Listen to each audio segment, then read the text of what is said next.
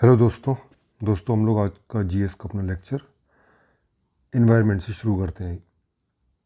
ये जो बुक है बेसिकली जो घटना चक्र की आती है, घटना चक्र की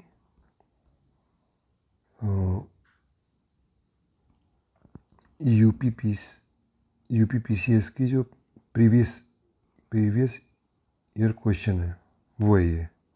ठीक है, तो आप लोग भी इसको ले सकते हैं, काफ़ी अच्छी बुक है ये। और यूपीपीसीएस हो चाहे आईएएस हो गया, कोई भी स्टेट कमीशन का एग्जाम अगर आपको प्री निकालना है तो कुछ मत पढ़िएगा। मेरे सजेशन यही है कि आप लोग घटना चक्र की जो किताब आती है, चाहे इसके जो घटना चक्र में हर सब्जेक्ट के अलग अलग वॉल्यूम आते हैं वो पढ़ सकते हो, लेकिन उसको पढ़ने में बहुत टाइम लगेगा। लेकिन है ना, इसलिए मैंने ये जो बुक है पीवाईक्यू वाली, सिर्फ पीसीएस के क्वेश्चन है इसमें, चाहे वो आरओ में आए हो, चाहे लोअर पीसीएस में आए हो, चाहे वो अपर पीसीएस में आए हो, सारे क्वेश्चन इसमें दे रखे हैं। तो करीबन 15,000 के आसपास क्वेश्चन है इसमें। तो इसको अगर आप पढ़ लेते हो, याद कर लेते हो, आपको प्री आराम से निकल जाएगा। कम से कम यूपीपीसीएस जो है वो आपका निकल जाएगा। ठीक है, तो बुक का नाम क्या है? घटना चक्र, समसामयिक घटना चक्र करके आती है ना। यूपीपीएससी की पीवाईक्यू, सिर्फ यूपीपीएससी का क्वेश्चन है। तो ठीक है, स्टार्ट करते हैं हम लोग एनवायरनमेंट से। एनवायरनमेंट और सतत विकास पहला है। एनवायरनमेंट से तात्पर्य क्या है? पर्यावरण से तात्पर्य, पर्यावरण क्या था? हमारे मतलब जो भी पृथ्वी पर स्थित living and non living thing जो होती है वो क्या कहलाती है? एनवायरनमेंट कहलाती है। तो जितनी भी सारी चीज़ें हैं लिविंग और नॉन लिविंग थिंग है ना, इसका आंसर हो जाएगा डी। एनवायरनमेंट प्रोटेक्शन एक्ट याद कर लीजिएगा, काफ़ी इंपॉर्टेंट है, हर बार पूछता है इसको। अगला क्वेश्चन है, सामान्यतः पर्यावरण को निम्न प्रकार से वर्गीकृत किया जा सकता है, निम्नलिखित में से कौन सा एक वर्गीकरण का अंश नहीं है? क्वेश्चन में ये नहीं है वाला पार्ट ना थोड़ा ज़्यादा ध्यान देना। बहुत सारे क्वेश्चन ऐसे आते हैं जिसमें लिखा होता है और क्वेश्चन पढ़ने में थोड़ी चूक हो जाती है और गलत हो जाता है। ठीक है, तो हालांकि मेरे उसमें अंडरलाइन करे लिखा होता है कि किसी किसी क्वेश्चन में, कभी कभी ये अंडरलाइन नहीं करते हैं। तो इसमें से कौन सा नहीं है? परिचालन पर्यावरण। बाकी भौतिक पर्यावरण, जैविकीय पर्यावरण, सांस्कृतिक पर्यावरण, ये तीनों टाइप के पर्यावरण होते हैं। ठीक है, अगला क्वेश्चन है, सतत विकास मानव समाज के कल्याण हेतु क्या है? सतत विकास क्या होता है? मानव समाज के कल्याण के लिए होता है। ये सही बात है। सतत विकास मतलब सस्टेनेबल डेवलपमेंट। और सस्टेनेबल डेवलपमेंट कैसा होता है कि हमारे जो रिसोर्सेज हैं, हम जो रिसोर्सेज का यूज़ करते हैं, पृथ्वी में जो भी हमारे रिसोर्स प्रोवाइड किए हैं वो हम तो यूज़ करें, साथ ही साथ जो आने वाली जनरेशन है उसके लिए भी वो रिसोर्स कंजर्व करें, उनके लिए सुरक्षित करें। ठीक है, तो और उनकी भी ज़रूरतें पूरी करता हो। तो ये ए भी सही है, आर भी सही है, और इसका स्पष्टीकरण भी कर रहा है। ठीक, अब इसमें थोड़ा सा एक देख लेते हैं कि अब ये जो आया था, क्या बोलते हैं, सस्टेनेबल डेवलपमेंट का जो कॉन्सेप्ट है ये कहाँ से आया था?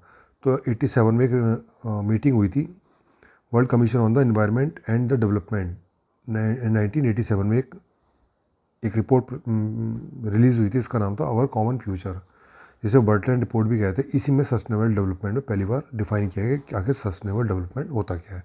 ठीक है, तो सस्टेनेबल डेवलपमेंट क्या होता है? ऐसे रिसोर्सेज, हमें रिसोर्सेज का ऐसे यूटिलाइजेशन करना है कि आज की पीढ़ी की जितनी भी ज़रूरतें वही पूरी होती रहे, साथ ही साथ जो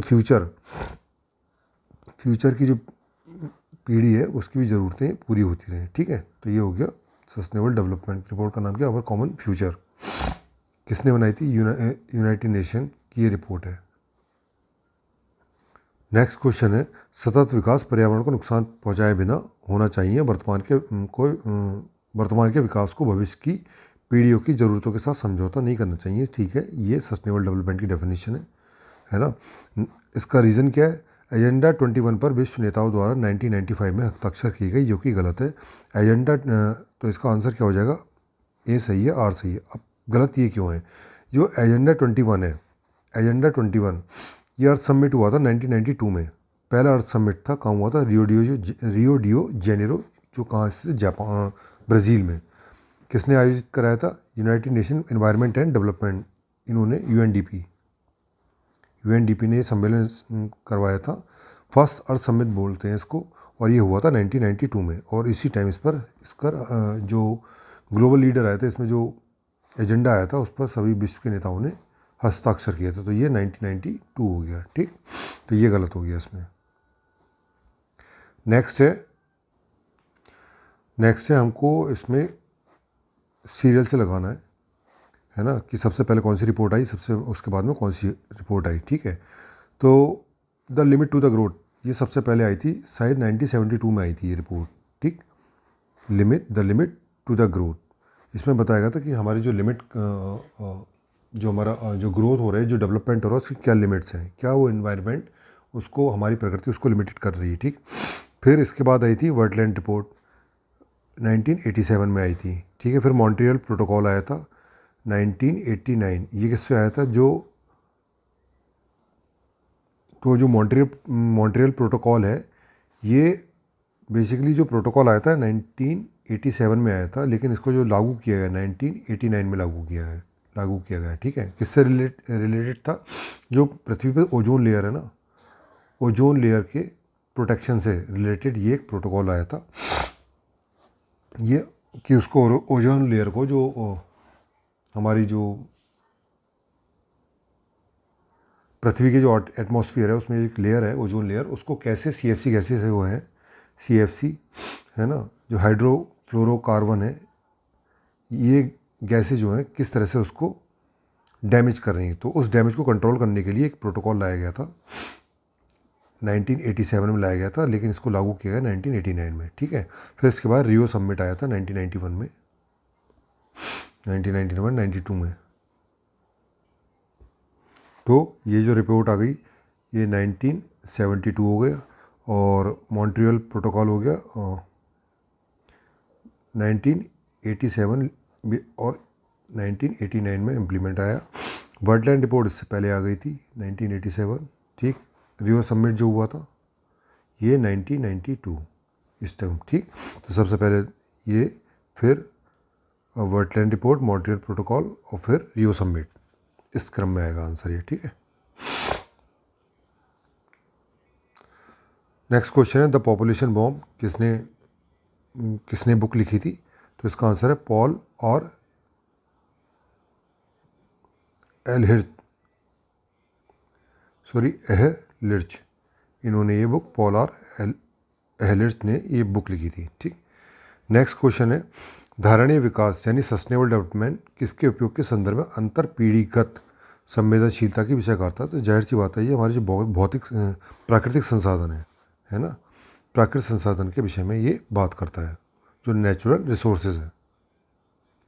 नेक्स्ट है सतत विकास के लिए क्या आवश्यक है, जैव विविधता का, बायोडाइवर्सिटी का कंजर्वेशन, ये भी है, और जो इन्वायरमेंट जो पॉल्यूशन है, पॉल्यूशन कंट्रोल और निर्धनता को घटाना, पॉवर्टी रिडक्शन भी, ये चारों चीज़ें हैं, ये सतत विकास यानी सस्टेनेबल डेवलपमेंट के अंतर्गत आती हैं। अब यहाँ पे थोड़ा सा कन्फ्यूजन ये हो रहा होगा कि धारणीय विकास जो सस्टेनेबल डेवलपमेंट है किसके संदर्भ में था, ये प्राकृतिक संसाधनों के संदर्भ में था, नेचुरल रिसोर्सेज है उनके संदर्भ में। अब ये गरीबी हटाना, तो आप सस्टेनेबल डेवलपमेंट गोल देखोगे है ना, ये UNDP के द्वारा आए हुए हैं, उसमें देखोगे 17 सस्टेनेबल डेवलपमेंट गोल हैं, तो उसमें भी पॉवर्टी रिडक्शन दे रखा है।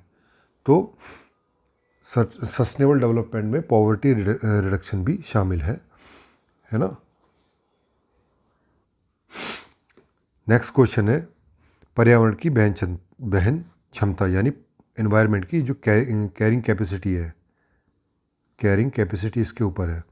तो हमारा जो इन्वायरमेंट सस्टेन कैसे करेगा, सस्टेन तभी कर पाएगा उसकी जो कैरिंग कैपेसिटी, चीज़ें जो उसकी वहन क्षमता है, कैरिंग कैपेसिटी उसके भीतर चलती रहेंगी। जैसे संसाधन जो है यानी रिसोर्सेज का जो एक्सट्रैक्शन है, निष्कर्षण की दर संसाधन सृजन की दर से अधिक होनी चाहिए, मतलब संसाधन को यूज़ करने की जो स्पीड होनी चाहिए वो ज़्यादा होनी चाहिए, किससे, जो रिसोर्सेज आपके क्रिएट हो रहे हैं, संसाधन को बनाया जा रहा है।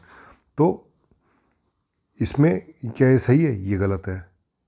क्यों भाई, जितने संसाधन होंगे नहीं उससे ज़्यादा तुम यूज़ करोगे तो वो पर्यावरण की जो वहन क्षमता है, कैरिंग कैपेसिटी, उसके भीतर कैसे रहेगी।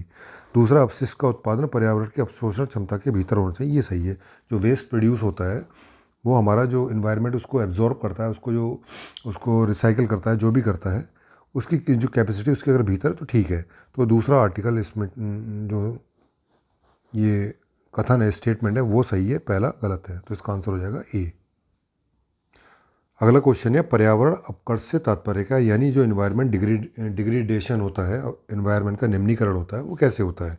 तो पर्यावरण के गुणों का पूर्ण रूप से निम्नीकरण करना। सही बात है ना। मानवीय क्रियाकलाप द्वारा विपरीत परिवर्तन लाना, इन्वायरमेंट में जो भी चेंजेस लाता है माना उसका जो नेगेटिव इम्पैक्ट होते हैं वो भी इन्वायरमेंट को डिग्रेड करता है, उसको ये डिग्रीगेट करता है।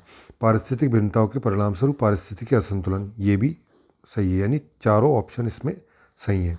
इन्वायरमेंट को डिग्रेड करने के लिए, इन्वायरमेंट को निम्नीकरण करने के लिए चारों उसमें विकल्प होते हैं। इसके अलावा देखो, जो प्राकृतिक आवास होते हैं, जो जीव जंतु होते हैं, उनके जो प्राकृतिक आवास होते हैं, इनका नष्ट करना, जैव विविधता की हानि, प्राकृतिक संसाधनों का क्षरण होने से पर्यावरण को होने वाले नुकसान को क्या कहते हैं? पर्यावरण अपकर्षक या इन्वायरमेंट डिग्रेडेशन या पर्यावरण निम्नीकरण कहा जाता है। अब इनमें से कौन सा एक है जिससे इन्वायरमेंट प्रोटेक्शन नहीं हो रहा है? तो इससे सस्टेनेबल डेवलपमेंट से भी हो रहा है, वातानुकूलन से भी हो रहा है, ठीक है, कागज के थैलों के प्रयोग से हो रहा है, गरीबी कम करना, ये पर्यावरण सुरक्षा के अंतर्गत नहीं है। ये धारणीय विकास के अंदर है, सस्टेनेबल डेवलपमेंट के अंदर आता है, लेकिन इन्वायरमेंट प्रोटेक्शन के अंदर हमारी जो बायोडाइवर्सिटी है, इसके प्रोटेक्शन की बात चलती है। नेक्स्ट क्वेश्चन फिर से सस्टेनेबल, अब ये बात कर रहा है सस्टेनेबल एग्रीकल्चर की। सस्टेनेबल एग्रीकल्चर मतलब भूमि का इस प्रकार प्रयोग करना कि उसकी गुणवत्ता बनी रहे, है ना, जो लैंड की गुणवत्ता है, उसका जो क्वालिटी है वो बनी रहे। ये कैसे बनी रहेगी? हम लोग लैंड में आजकल देख रहे हैं आप लोग बहुत ज़्यादा फर्टिलाइजर्स यूज़ कर रहे हैं, तो उसके जो लैंड की जो क्वालिटी है, तो लैंड बहुत ज़्यादा पॉल्यूटेड हो रही है, इस कारण उसकी जो क्वालिटी है बहुत ज़्यादा गिर रही है, ठीक। तो धारणीय सस्टेनेबल एग्रीकल्चर कैसी होनी चाहिए? भूमि का इस प्रकार प्रयोग कि उसकी जो क्वालिटी है वो बनी रहे। नेक्स्ट क्वेश्चन है, प्राकृतिक वनस्पति व जलवायु का सही सूचकांक है ना, जो नेचुरल वेजिटेशन है, प्रकृति का सही सूचकांक सही है। जलप्रिय पौधे आर्द्र जलवायु में पाए जाते हैं। जलप्रिय, है ना, पौधे किसमें? आर्द्र जलवायु में पाए जाते हैं। अब ये सीधे सिंपल सी बात, अगर जो वेट क्लाइमेट नहीं होगा, आर्द्र जलवायु नहीं होंगे, तो उसको जो इस जलवायु में जो पलने वाले पेड़ पौधे हैं वो ख़त्म हो जाएंगे, ठीक है। जैसे कि आप जाएंगे जो इक्वेटर रीजन है ना, इक्वेटर रीजन है, 0 डिग्री के आसपास का जो क्षेत्र है, वहाँ हर वक्त बारिश होती है, यहाँ पर जो ह्यूमिडिटी है बहुत ज़्यादा रहती है। अब यहाँ पर अलग प्रकार की वेजिटेशन मिलती है। अगर मान लीजिए यहाँ से आर्द्रता ख़त्म कर देते तो ये वेजिटेशन ख़त्म हो जाएगी, ठीक। तो ये ए सही है, ए और दोनों सही है, और स्पष्टीकरण भी ये कर रहा है। इन्वायरमेंट प्रोटेक्शन एक्ट कौन सा है? 1986 में है, ये आया था। और जितने भी पहले के इन्वायरमेंट लॉ हैं, कितने भी इन्वायरमेंट लॉ हैं, वो सबको ये एक प्रकार से अम्ब्रेला प्रोवाइड करता है, उनको एक संरक्षण प्रोवाइड करता है, ठीक है। 72 में स्टॉकहोम में आयोजित संयुक्त राष्ट्र के प्रथम मानव पर्यावरण सम्मेलन के निर्णयों को कार्यान्वित करने के उद्देश्य से भारत सरकार 1986 में ये पारित किया, ठीक। 72 में स्टॉकहोम में हुआ था। एक कौन सा UN के लीडरशिप में कौन सा सम्मेलन हुआ था? मानव पर्यावरण सम्मेलन, मैन एंड इन्वायरमेंट समिट हुआ था 1972 में। कहाँ पे? स्टॉकहोम में। इन्वायरमेंट प्रोटेक्शन या इन्वायरमेंट को बैलेंस करने के या संरक्षण की बात हम लोग किसकी कर रहे हैं? हमारी जो फॉरेस्ट पॉलिसी है उसमें भी है, इन्वायरमेंट प्रोटेक्शन एक्ट 1986 इसमें भी है। हमारी जो आजकल इंडस्ट्रियल पॉलिसी बनाई जा रही है, यहाँ तक कि शिक्षा नीति, हमारी जो एजुकेशन पॉलिसी, इन सभी में पर्यावरण को संतुलन की बात की गई है। आप देखो एजुकेशन में हमारे जो नैतिक शिक्षा का पेपर है उसमें इन्वायरमेंट की बात की गई है, उसके कंजर्वेशन की लगभग हर विषय में क्या करी जा रही, पर्यावरण को संरक्षित करने की बात करी है। तो ये चारों सही है उसमें ऑप्शन। नेक्स्ट है, ई कॉमर्स के प्रतीक निम्नलिखित में किससे संबंधित है? जो आजकल जो भी प्रोडक्ट आ रहे हैं उन पे ई कॉमर्स का साइन बन के आ रहा है। क्यों?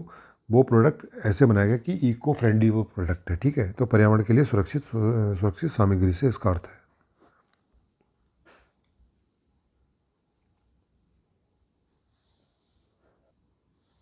अब ये देखिए 1962 की एक बुक पूछ ली, है ना।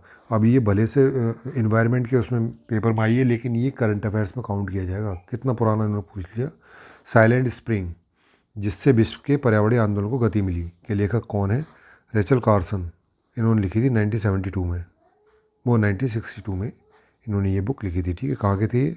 अमेरिकन बायोलॉजिस्ट थे ये, ठीक। नेक्स्ट क्वेश्चन है अर्बनाइजेशन और इंडस्ट्रियलाइजेशन हानिकारक है इसके लिए, सभी के लिए। जो बैलेंस डेवलपमेंट है उसके लिए भी है ना, सस्टेनेबल डेवलपमेंट है उसके लिए भी, पर्यावरण और पारिस्थितिकी के लिए भी, बायोडाइवर्सिटी के कंजर्वेशन के, इन सभी के लिए हानिकारक है। ठीक है। हरित विकास ग्रीन डेवलपमेंट के लेखक जो बुक है इसके लेखक कौन है? W Adams. इन्होंने ग्रीन डेवलपमेंट जो बुक है वो लिखी है। नेक्स्ट क्वेश्चन है 20वीं सदी में 80 के दशक के मध्य में विकास के नकारात्मक पक्षों के पर विस्तार से चर्चा की। निम्नलिखित में कौन सा उनमें से महत्वपूर्ण नहीं था? तो ये भी था, पर्यावरण और विकास उसमें नहीं दे रखा था, बाकी इसमें सारी चीज़ें शामिल थी। ठीक है। पलाची माड़ा जो पर्यावरण की अपार क्षति के कारण चर्चा में आया था, कहाँ स्थित है? केरल में स्थित। क्या था ये? केरल में एक कोको कोला का जो प्लांट है ये लगा रहे थे। अब जो कोक होती है, हमारा जो कोल्ड ड्रिंक्स होती है, उसको 1 लीटर कोल्ड ड्रिंक्स बनाने में करीबन 10 से 12 लीटर जो साफ पानी उसका यूज़ होता है। तो वहाँ के जो लोकल्स हैं उन्होंने, पलाची माड़ा के लोकल्स जो हैं पलक्कड़ डिस्ट्रिक्ट में, ये उन्होंने विरोध करना शुरू कर दिया।